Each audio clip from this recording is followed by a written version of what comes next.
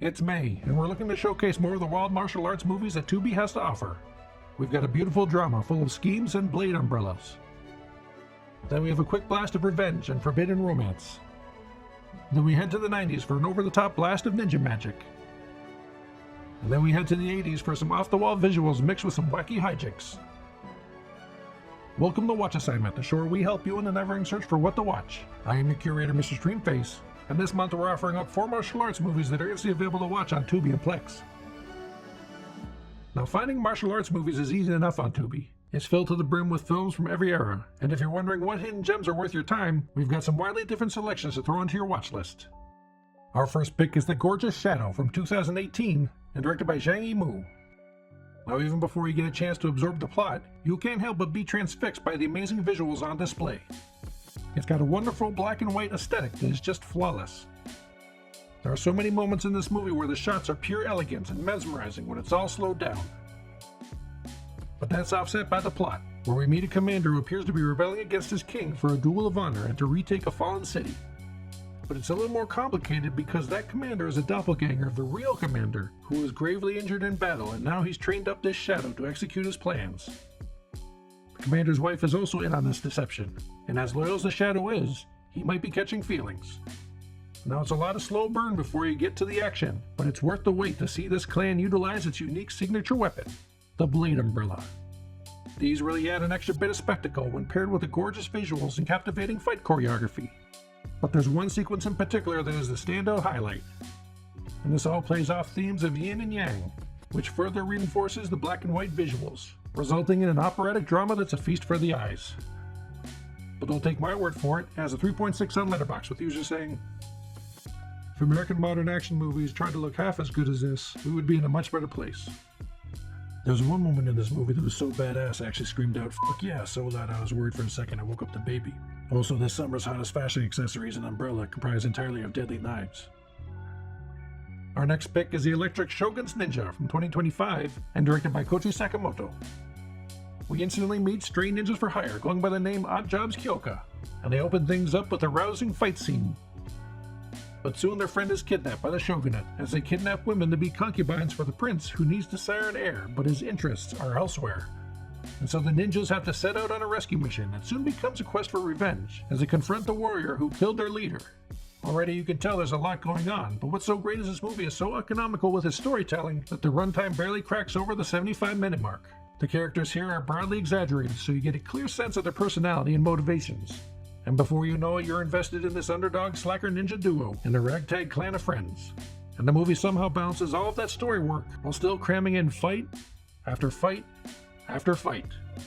The action is the real selling point here. Sakamoto is a master choreographer with an impressive body of work. He knows how to stage compelling combat even with budgetary constraints. This is scrappy genre fare that gets by on its sheer enthusiasm and momentum. More action-packed movies should be as charming and have this much fun. But don't take my word for it, it has a 3.3 on Letterboxd with users saying, "Gotta love a 75-minute movie that respects your goddamn time. This just zips along and gives you everything you need."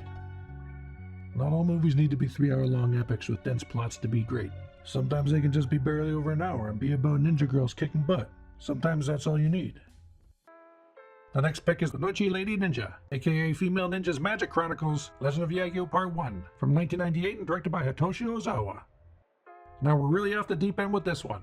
We have another situation where women are being kidnapped to become concubines, this time by a lecherous lord, and a sinister group of 7 magical assassins. But 7 daughters are out for revenge, and enlist the legendary warrior Jubei Yagyu to train them and awaken their ninja magic. This movie is wild. It has an insane opening sequence to give you an idea of what you're in for, and builds from there. The plot verges on being incomprehensible at times, but it all feels secondary to this film's desire to constantly throw another outrageous visual or violent confrontation at the audience. It's got a full-throttle exploitation energy with an anything-goes attitude. All the villains have distinct looks and feel as though they stepped out of an anime. Same could also be said for the master-wielding eye-patched hero played by the director. On top of that, the ninja magic that the ladies use is unforgettable, where a nipple shockwave is just the start of things. And the battles in this get brutal, with bright red geysers of blood, and so many decapitations that you can easily lose count. This is sheer chaotic madness that you have to see to believe. And you'll have to take my word for it. At the time of this video, not enough people have logged this on Letterboxd to give it a rating, but users said, There's a scene where Ozawa literally f***s his way out of a corpse-strewn death pit, and I nearly forgot about it because it's followed by an entire hour of even crazier shit. As you watch this, something will happen and make you think, what the f***? And then a little while later, something else happens that outdoes that previous what the f***. This movie confirmed that some things that happen in anime and manga that are weird but the brain can accept are not as easily processed in live-action form. The last pick is a silly charmer Kung Fu Wonder Child from 1986 and directed by Lee So-nam. We are introduced to an evil wizard stealing souls, and then to a hopping vampire. And then we head to a temple where students train their Kung Fu magic. And we meet the cook's son, who's the titular Wonder Child, and is somewhat of a martial arts prodigy who eventually sets out with his friends to stop the evil wizard. This is another one where the plot feels secondary, but not just a fast-paced, effects-laden wuxia action, but also to plenty of goofy and slapstick hijinks. This ultimately is a kid's film, but there's also a lot of impressive, vivid visuals here. You've got plenty of fights, loaded with so many magical effects. It just bounces from one ridiculous situation to the other that you can't predict where it'll go to next, right up to its shockingly abrupt finale.